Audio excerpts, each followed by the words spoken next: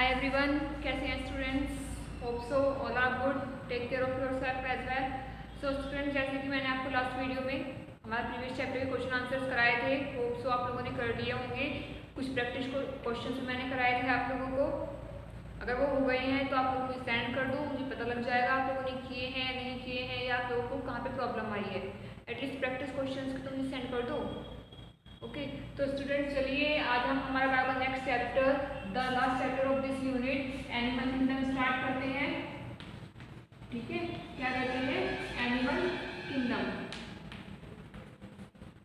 तो स्टूडेंट्स देखिए, जैसे मैंने आपको चैप्टर में बताया है, क्लासिफिकेशन कोई ना कोई बेस रहा है. ऐसे ही इस चैप्टर में भी एनिमल्स को क्लासिफाई करने का कोई ना कोई बेस रहा है कि हाँ अगर ये है तो मुझे इधर इस फाइलम में रखेंगे, अगर ये कंडीशन है तो मुझे इस फाइलम में रखेंगे. तो ऐसे ही कुछ बेसिक कंडीशंस हैं जिसके बेसिस पे क्लासिफाई किया गया है. वो क्या बेसिस है तो पहले आपको वो बता देती हूँ कि वो कौन कौन से कंडीशंस हैं जिसकी बेसिस क्लासिफाई किया गया है. जो फर्स्ट कंडीशन है वो है लेवल ऑफ ऑर्गेनाइजेशन. जो फर्स्ट कंडीशन है, very first condition is level of organisation. मैं आपको एक एक एक्सप्लेन करती चलूंगी. ठीक है, पहले सारे आपको बता देती हूँ लेवल ऑफ ऑर्गेनाइजेशन क्या है. ठीक है, एक ऑर्गेनिज्म का लेवल ऑफ ऑर्गेनाइजेशन क्या है ये हम फर्स्ट में देखते हैं. जो फर्स्ट बेस होता है, सेकंड होता है कि सेकंड क्लासिफिकेशन का बेस क्या रहेगा? सिमेट्री. इसकी सिमेट्री कैसी है. ठीक है, अभी इन्हें फर्दर कैसे डिवाइड किया गया है वो भी मैं आप लोगों को बताऊंगी. ठीक है, symmetry. The third base of classification, the third base of classification is germ layers. germ layers, इसमें germ layers कितनी प्रेजेंट है, how much germ layers they have. ठीक है, the fourth rule to classify the animals, presence of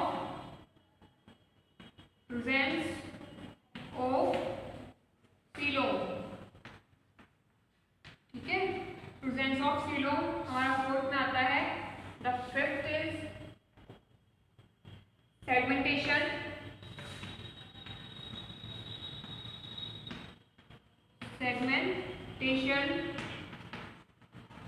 And the sixth is notochord.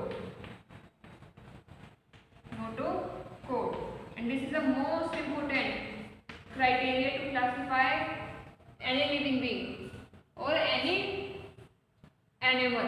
ठीक है, अब देखिए students, अगर मैं लेवल ऑफ ऑर्गेनाइजेशन की बात करती हूँ तो इसमें एक ऑर्गेनिज्म में कौन सा लेवल पाया जा रहा है? Either it is cellular level, जिसमें सेलुलर लेवल है, टिश्यू लेवल है,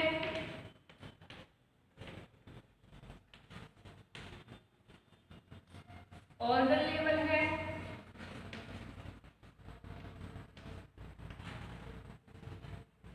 या ऑर्गन सिस्टम लेवल है. Organ system. ठीक है, इनमें से कौन सा लेवल वो कैरी कर रहा है इस बेस पे हम उन्हें क्लासिफाई करते हैं. अगर मैं सिमेट्री की बात करती हूँ, सिमेट्री के बेस पे होता है बायरेडियल सिमेट्री है, उसमें बायरेडियल सिमेट्री है या सिर्फ रेडियल सिमेट्री होती है. ठीक है, बायरेडियल, रेडियल या कोई सिमेट्री नहीं है, या फिर एसिमेट्रिकल.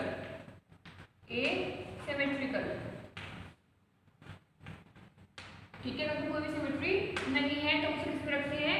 एसिमेट्रिकल में रखते हैं. अब अगर मैं बात करती हूँ जर्म लेयर्स की, तो जर्म लेयर्स के बेस पे हम कैसे क्लासिफाई करते हैं? इसमें होगा डिप्लोब्लास्टिक, ट्रिप्लोब्लास्टिक.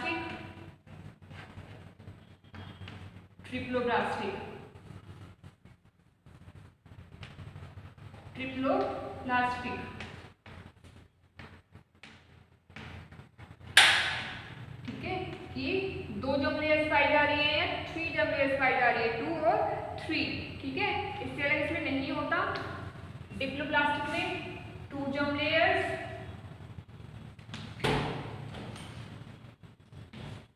डिप्लोब्लास्टिक में 3 germ layers. Interstitial layers. ठीक है, बात करते हैं सेगमेंटेशन की, बॉडी में सेगमेंट है या नहीं है।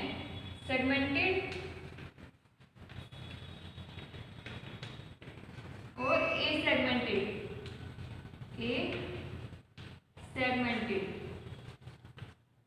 ठीक है, नोटोकोड की अगर बात करते हैं, प्रेजेंट और अब्सेंट। नोटोकोड क्या होती है वो मैं आपको बता दूंगी क्या होती है, मैं सारी टर्म से बतानी है अभी। तो प्रेजेंट है या अब्सेंट है, इसको इसमें क्लासिफाई करते हैं। ठीक है, तो ये पूरा क्राइटेरिया होता है एक लिविंग बीइंग या एक एनिमल को क्लासिफाई करने का, कि इसमें क्या लेवल मिल रहा है, क्या सिमेट्री है, क्या कितनी उसमें जर्म लेयर्स प्रेजेंट है, सीलोम उसमें होती है या नहीं होती है, बॉडी सेगमेंटेड है या नहीं है, और ऐसे ही नोटोकोड। देखिए स्टूडेंट, तो चलिए मैं लेवल ऑफ ऑर्गेनाइजेशन से स्टार्ट करती हूँ। तो लेवल ऑफ ऑर्गेनाइजेशन मतलब उसकी बॉडी, देखिए इस चैप्टर की जो सबसे खास बात है, तो सबसे इंपॉर्टेंट पॉइंट है वो ये है, we move from simple to complex. Hashtag simple to complex. इसमें हम सब कुछ पढ़ेंगे, यूकैरियोट, प्रोकैरियोट, यूनिसेलुलर, मल्टीसेलुलर सब पढ़ेंगे टू जेड। इसमें हम धीरे धीरे मूव करेंगे। सबसे पहले सबसे सिंपल से, फिर थोड़ा सा टिपिकल से, और ज़्यादा टिपिकल, फिर उससे ज़्यादा टिपिकल, फिर उससे ज़्यादा टिपिकल, ऐसे कर करके हम बिल्कुल कॉम्प्लेक्स बीइंग पे आ जाएंगे। और वो कॉम्प्लेक्स कौन सा होता है, ह्यूमन बीइंग। सबसे लास्ट में आता है ह्यूमन बीइंग, और सबसे लास्ट में ही हम किसको पढ़ेंगे, ह्यूमन बीइंग को पढ़ेंगे। तो देखिए सबसे पहले आता है लेवल ऑफ ऑर्गेनाइजेशन। देखिए लेवल ऑफ ऑर्गेनाइजेशन की अगर मैं बात करती हूँ, दो तरह के ऑर्गेनिज्म होते हैं। The first one is prokaryote and the second one is eukaryotes. Okay, prokaryotes होते हैं और यूकैरियोट्स होते हैं। You know the difference between prokaryotes and eukaryotes. क्या डिफरेंस होता है, देखिए डिफरेंस सिर्फ इतना है कि जो प्रोकैरियोट है, प्रोकैरियोट एक इनकम्प्लीट सेल है। ठीक है, प्रोकैरियोट्स क्या होते हैं, इनकम्प्लीट सेल है, whereas eukaryotes are the complete cells. जो यूकैरियोट्स होते हैं वो कंप्लीट सेल्स होते हैं और प्रोकैरियोट्स इनकम्प्लीट सेल। तो यहाँ पे सेल्स में डिफरेंस आ गया। Okay, just wait.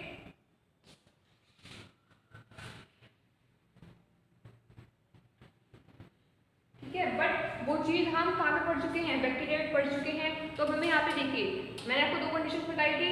पहली कंडीशन एक एनिमल में क्या है, तब मैंने आप लोगों को दूसरी सिखाई थी चीज, आइदर इट इज प्रो और यू। ठीक है, अगर वो यू भी है तो यू होने के बाद वो यूनी है या मल्टी है। ठीक है, ये कंडीशन मैंने बताई थी। तो प्रो और यू वाली कंडीशन तो हम लोग तुमसे पढ़ के आ चुके हैं। अब हमें कौन सी कंडीशन सेटिस्फाई करनी है, यूनी सेलुलर और मल्टी सेलुलर की कंडीशन अब हमें क्या करनी है, सेटिस्फाई करनी है। तो देखिए अब ये प्रोकैरियोट्स यूकैरियोट्स तो हम पीछे पढ़ चुके हैं, बैक्टीरिया में और आपके किंगडम मोनेरा में। ठीक है, वहाँ तुम पढ़ चुके हैं। तो हमें आगे किससे स्टार्ट करना है, यूनिसेलुलर और मल्टी सेलुलर से स्टार्ट करना है। तो देखिए सबसे फर्स्ट लेवल आता है, वो आता है कि जो एक ऑर्गेनिज्म है, हमें पता है क्लास 9 से पढ़ते आ रहे हैं continue, that cell makes tissue, tissue makes organ and organ makes organ system. Organ क्या बनाते हैं, organ system, and organ system makes a complete body. ठीक है, यही पढ़ा था हम लोगों ने कि एक ऑर्गन सिस्टम क्या मिलकर बनाते हैं, पूरी बॉडी बनाते हैं। तो जो हमारा फर्स्ट क्राइटेरिया है, the first level of organisation, level of organisation में हमें यही देखना है कि जो उसकी बॉडी है, अगर देखो टिश्यू की डेफिनेशन क्या होती है, a group of cells which perform similar function is called tissue. तो टिश्यू की तो पहली कंडीशन यही हो गई कि उसके पास ग्रुप ऑफ सेल्स होना चाहिए, मतलब कई सारी सेल्स होनी चाहिए। अगर कई सारी सेल्स हैं तो टिश्यू लेवल बन जाएगा, अदरवाइज नहीं बनेगा। तो सेलुलर लेवल किसमें होता है, जितने भी यूनिसेलुलर है, all unicellulars exhibit the cellular level of organisation. जितने भी आपके क्या होते हैं, यूनिसेलुलर होते हैं, सॉरी जितने भी आपके क्या होते हैं, हाँ यूनिसेलुलर होते हैं, वो सब उन सब में क्या होता है, सेलुलर लेवल होता है किसका, ऑर्गेनाइजेशन का, क्योंकि उनमें सिर्फ सेल्स मिल रही है, टिश्यू नहीं मिल रहा है। तो हमें देखना होता है कि जो एक ऑर्गेनिज्म है जिसमें सेलुलर लेवल मिल रहा है, मतलब सेल्स ही मिल रही है, बस 2 या 4 2 और 4 सेल्स मिल रही है, या वो सेल से टिश्यू बना रहा है। अगर वो सेल से टिश्यू बनाता है तो उसमें हम क्या लिख देते हैं, टिश्यू लेवल ऑफ ऑर्गेनाइजेशन लिख देते हैं। अगर हम देखते हैं ऑर्गन्स की डेफिनेशन क्या है ऑर्गन लेवल की, अ ग्रुप ऑफ टिश्यू तो ऑर्गन की कंडीशन आ गई कि भाई सेल तो होनी चाहिए, तो साथ में टिश्यू भी बहुत सारे होने चाहिए। तो फिर क्या होगा कि अगर टिश्यू में कई सारे टिश्यू प्रेजेंट है, टिश्यू के ग्रुप्स प्रेजेंट है, तो ऑर्गन बना लेगा। ठीक है, और ऐसे अगर कई सारे ऑर्गन्स प्रेजेंट है तो पूरा ऑर्गन सिस्टम बना लेगा। तो हम देखते हैं एक ऑर्गेनिज्म में कैसे सेल पाई जा रही है, टिश्यू पाए जा रहे हैं, ऑर्गन या ऑर्गन लेवल कौन सा लेवल पाया जाता है। अगर उसमें सेल्स पाई जाती है तो हम क्या लिखते हैं, उसमें सेलुलर लेवल होता है। ठीक है, if an organism is unicellular और they contain 2 or 3 cells, then it has cellular level of organization. Otherwise, if there are a number of cells, then it contain tissue level of organization. ठीक है, समझ में आया। अगर किसी के पास sales खाली प्रेजेंट है, उसकी बॉडी में कोई टिश्यू नहीं है, तो सेलुलर लेवल होता है। और अगर किसी की बॉडी में क्या टिश्यू मिल रहा है तो उसकी बॉडी में टिश्यू लेवल। ये हमेशा याद रखना, अगर टिश्यू लेवल किसी की बॉडी में है तो अल्टीमेटली सेलुलर लेवल खुद ब खुद होगा। वैसे अगर किसी की बॉडी में ऑर्गन लेवल मिल रहा है तो उसकी बॉडी में टिश्यू लेवल तो होगा ही होगा, साथ में सेलुलर लेवल भी होगा। क्यों होगा? देखिए, ऑर्गन किससे बना है? टिश्यू से। टिश्यू किससे बना है? सेल से। ठीक है, तो आप ये लिख सकते it contain organ level of organisation and tissue level and cellular level is absent. ठीक है, इतना एक्स्ट्रा लिखने की जरूरत नहीं है, सिर्फ क्या लिखोगे, they have organ level of organisation. जब ऑर्गन लिख दोगे तो ऊपर का सब खुद ब खुद प्रेजेंट हो जाएगा। ठीक है, ये पॉइंट क्लियर हुआ। तो ये हमें पता लग गया कि सेलुलर लेवल ऑफ ऑर्गेनाइजेशन क्या होती है, टिश्यू लेवल ऑफ ऑर्गेनाइजेशन क्या होता है, ऑर्गन लेवल क्या होता है, और ऑर्गन सिस्टम। अगर ऑर्गन, कई बार क्या होता है कि ऑर्गन तो होते हैं पर वो सिस्टमेटिक वे में नहीं होते। ठीक है, ऑर्गन्स तो होते हैं बट सिस्टमेटिक वे में नहीं होते। वो ऑर्गन्स एक या दो ऑर्गन्स होते हैं तो वो पूरा सिस्टम नहीं बना सकते, और जो एक या दो ऑर्गन्स होते हैं वही पूरी बॉडी का सारा जितना भी काम होता है, जितनी फंक्शनिंग होती है वो परफॉर्म करते हैं। तो वहाँ पे हमारा क्या होगा, उस कंडीशन में ऑर्गन सिस्टम नहीं पाया जाएगा, देखो ऑर्गन लेवल पाया जाएगा। क्लियर है, ये चीज़ समझ में आई है। तो चलिए आगे चलते हैं। तो यहाँ से हमें हमारा फर्स्ट पॉइंट क्लियर हो जाता है। ठीक है, क्या हुआ, यहाँ से हमें हमारा फर्स्ट पॉइंट क्लियर हो गया है कि उसकी बॉडी में कौन सा लेवल मिलता है किसी भी ऑर्गेनिज्म की बॉडी में, either cellular level, tissue level, organ level और ऑर्गन सिस्टम लेवल। ठीक है, फिर बात आती है सेकंड पॉइंट की, सिमेट्री। सिमेट्री कैसी होती है? सिमेट्री आप लोग मैथ्स में पढ़ते हैं, पता है क्या होती है symmetry? You knows about symmetry? Symmetry होती क्या है?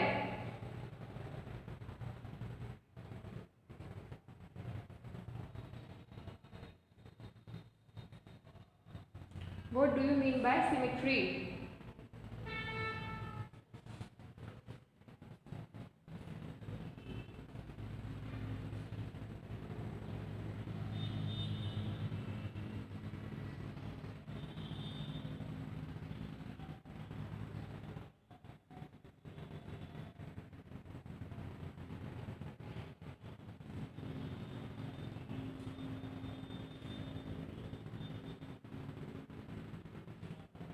देखिए स्टूडेंट्स, मैं इसको पहले ऊपर वाली तरफ कर देती हूँ क्योंकि हम लोग पढ़ चुके हैं।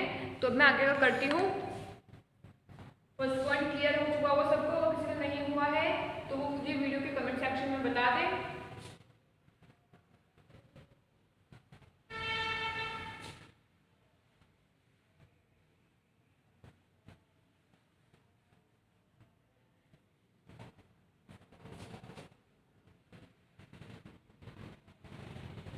ठीक है, तो फर्स्ट पॉइंट क्लियर हो गया है। अब बात आती है सेकंड पॉइंट की। सेकंड क्या है? Symmetry. Symmetry is all about shape. इसकी शेप कैसी होती है, वो कैसी शेप एग्जिबिट करता है। ठीक है, एक ऑर्गेनिज्म की क्या शेप है। देखिए, अगर किसी की बॉडी मतलब सिमेट्रिकल एक रेगुलर वे में है तो उसकी बॉडी कैसी है? सिमेट्रिकल है। लेकिन अगर उसकी बॉडी एक इरेगुलर है उसको क्या कहते हैं? एसिमेट्रिकल। लेकिन जैसे अमीबा है, कैसे भी शेप गेन कर लेगा, कोई फिक्स शेप होती है अमीबा की, कोई फिक्स शेप नहीं होती। तो ये क्या होता है? एसिमेट्रिकल होता है। बट हमारी बॉडी की एक फिक्स शेप है कि हाँ एक ह्यूमन कुछ इस तरह से होता है, तो ये क्या एक सिमेट्रिकल बॉडी है। ठीक है, दो तरह के होते हैं, एसिमेट्री होता है सिमेट्री। एसिमेट्री जिसमें कोई फिक्स शेप ना हो, कोई कंटिन्यूटी ना हो, बट सिमेट्री में एक फिक्स शेप होती है। अब जो सिमेट्री है उसको भी हमने फर्दर 2 पार्ट्स में डिवाइड किया है, the biradial and radial. Okay, suppose कीजिए मेरा एक ऑर्गेनिज्म है, एक स्टारफिश ले लो। ठीक है, स्टारफिश ले लो, ठीक है, स्टारफिश है। ओके,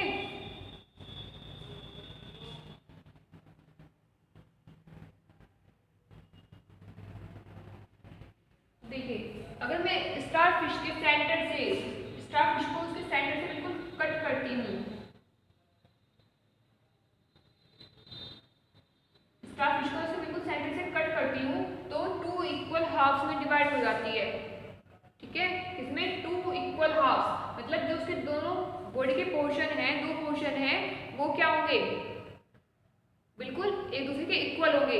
अगर मैं इसको ऐसे काटूं तो भी इक्वल होंगे। बस ये जो डायरेक्शन है ना, जो कटिंग का पॉइंट डायरेक्शन का, वो सेंटर से जाना चाहिए। मैं इसको ऐसे काट रही हूँ तो भी इक्वली कट हो रहा है, मैं इसको अगर ऐसे काटती हूँ तो भी इक्वली कट होता है मेरा। मैंने इसे रफली ड्रॉ किया है, इसमें नहीं हो रहा, बट स्टार्टिश में ऐसे ही होता है। आप इसको सेंटर से, अगर आप इसको मार्जिन से कहीं से भी कट कर रहे हो, अगर आप इसको ऐसे कट कर रहे हो, ऐसे कट कर रहे हो, तो वो हमेशा 2 इक्वल हाफ्स में डिवाइड होगा। ठीक है, किसमें डिवाइड होगा, 2 इक्वल हाफ्स में डिवाइड होगा। जब भी उसकी बॉडी के सेंटर से एक प्लेन होके गुजरता है, वो प्लेन उन्हें हमेशा 2 इक्वल हाफ्स में डिवाइड करता है। और इस तरह की सिमेट्री को हम क्या बोलते हैं, रेडियल सिमेट्री बोलते हैं। क्या बोलते हैं, रेडियल सिमेट्री। ओके, क्लियर है ये पॉइंट। अब फिर बात आती है किसकी, ये तो बात हो गई रेडियल सिमेट्री की।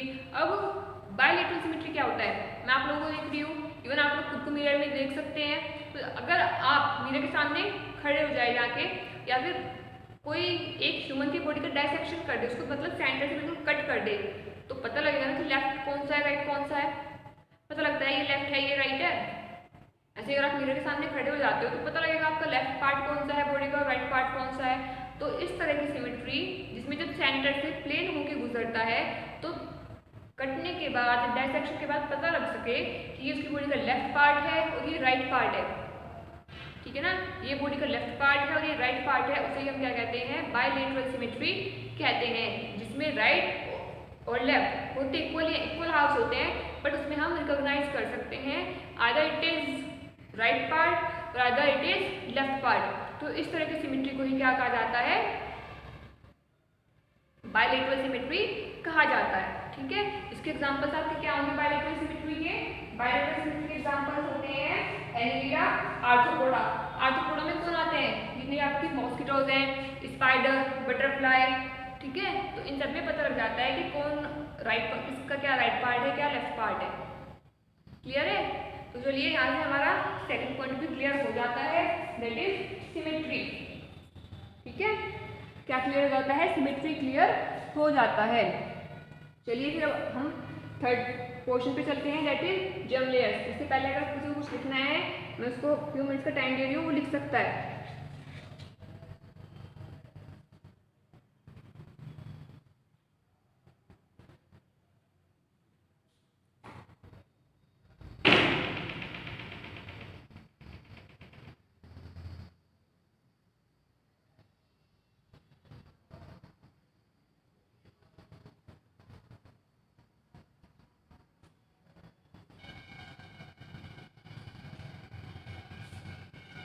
हो गया है, तो चलिए अब हमारा सेकंड पॉइंट भी हमें क्लियर हो गया है। Now it's about germ layers.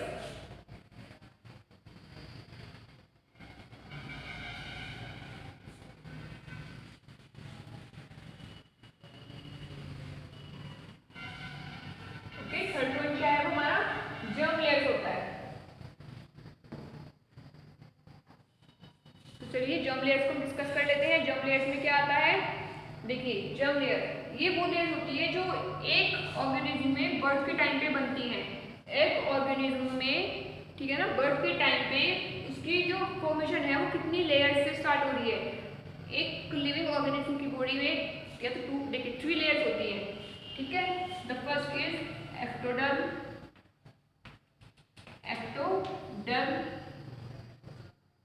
Mesoderm, meso मतलब मिड, एक्टो बायोलॉजी में भी एक्टो आता है, उसका मतलब होता है बाहर। ठीक है, और डर्म होता है स्किन के लिए। डर्मेटोलॉजिस्ट कहते हैं ना, जो स्किन के डॉक्टर होते हैं उन्हें क्या कहते हैं, डर्मेटोलॉजिस्ट कहते हैं। ठीक है, and the C will endoderm, endo मतलब अंदर का, एंडो इनर, एक्टो बाहर, मेसो मिड। अब किसकी बॉडी में कितनी लेयर पाई जा रही है उसके बेसिस पे क्लासिफाई किया जाता है। देखिए ये तो हमेशा डिप्लोब्लास्टिक होगा या ट्रिप्लोब्लास्टिक होगा। अगर कोई डिप्लोब्लास्टिक है तो हमेशा these 2 layers are present. Diploblastic में क्या होगा, सिर्फ 2 लेयर्स प्रेजेंट होंगी, मेसोडर्म नहीं होगी। चलिए मैं आपको डिप्लोब्लास्टिक का एग्जांपल दे देती हूँ, स्ट्रक्चर मैं दिखा देती हूँ। सपोज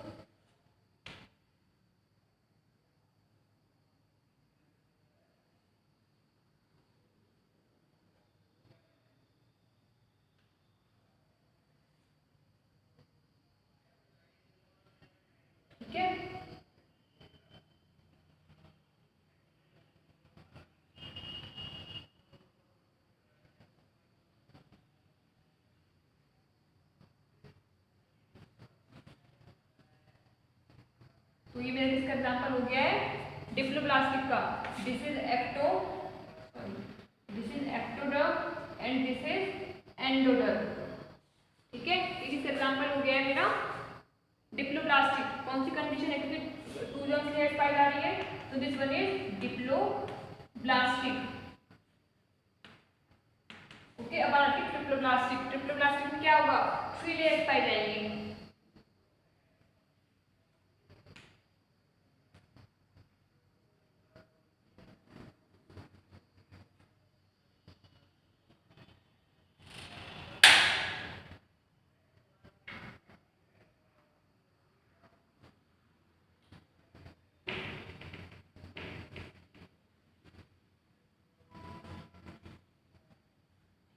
देखिए हो गया आपका ectoderm, this one is mesoderm and this one is endoderm.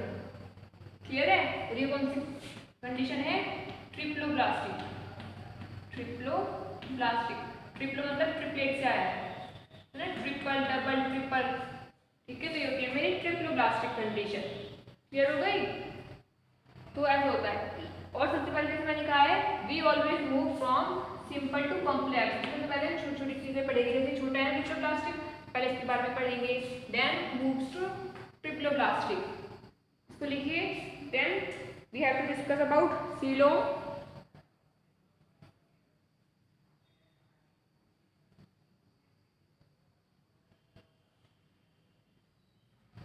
Students, मैं आपको यहाँ पे पॉइंट बताना भूल गई हूँ, तो मैं आपको भी लिखवाती हूँ। प्रेजेंस ऑफ सीलोम में इसमें भी इसको फर्दर क्लासिफाई किया गया है।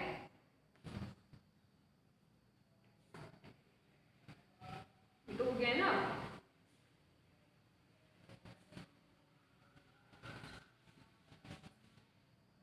देखिए, अब प्रेजेंस ऑफ सीलोम पर बात करती हूँ। अगर किसी में सीलोम पाई जा रही है तो वो तो होगा सीलोमेट। अगर किसी में नहीं पाई जा रही है, absence of coelom is known as a coelomate.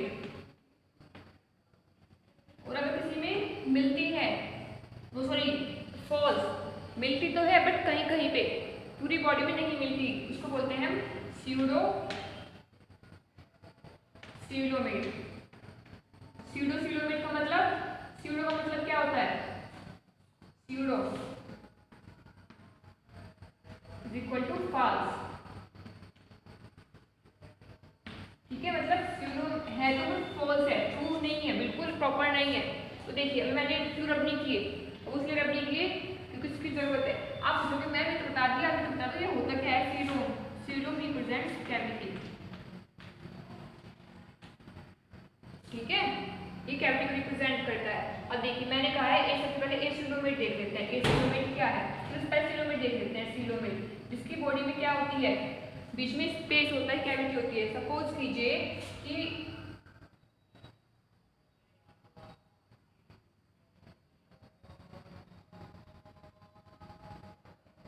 मैंने यहाँ पे क्या किया, 2 लेयर के बीच में एक स्पेस जनरेट कर दिया।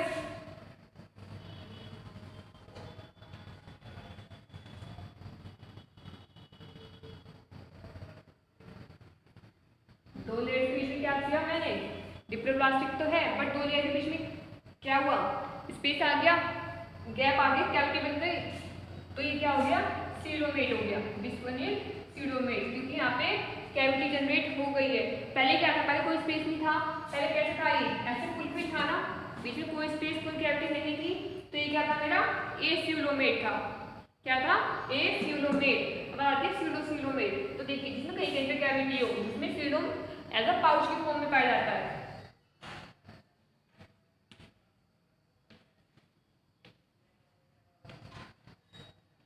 वहां पे इस तरह से क्या पाया जाए, सीलोम पाया जाए, जिसे हम क्या कहते हैं, सीलोमेट कहते हैं। ये कौन सी कंडीशन आ जाती है, सीलोमेट कंडीशन आ जाती है।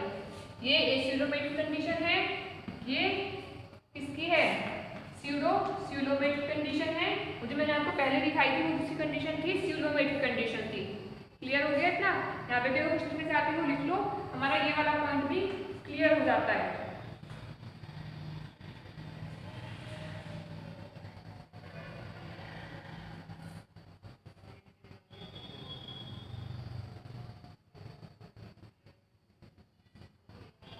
चलिए अब हम चलते हैं सेगमेंटेशन की तरफ।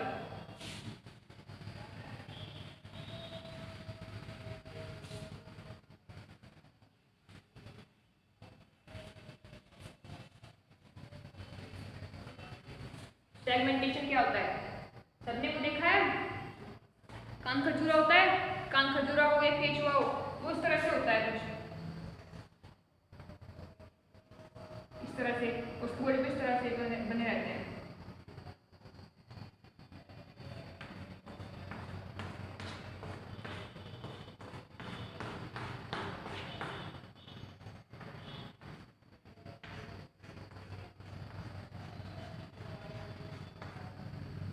तो यही क्या है? सेगमेंटेशन है। और यही क्या है? सेगमेंटेड, जिसकी बॉडी ऐसे पार्ट्स में डिवाइड होती है।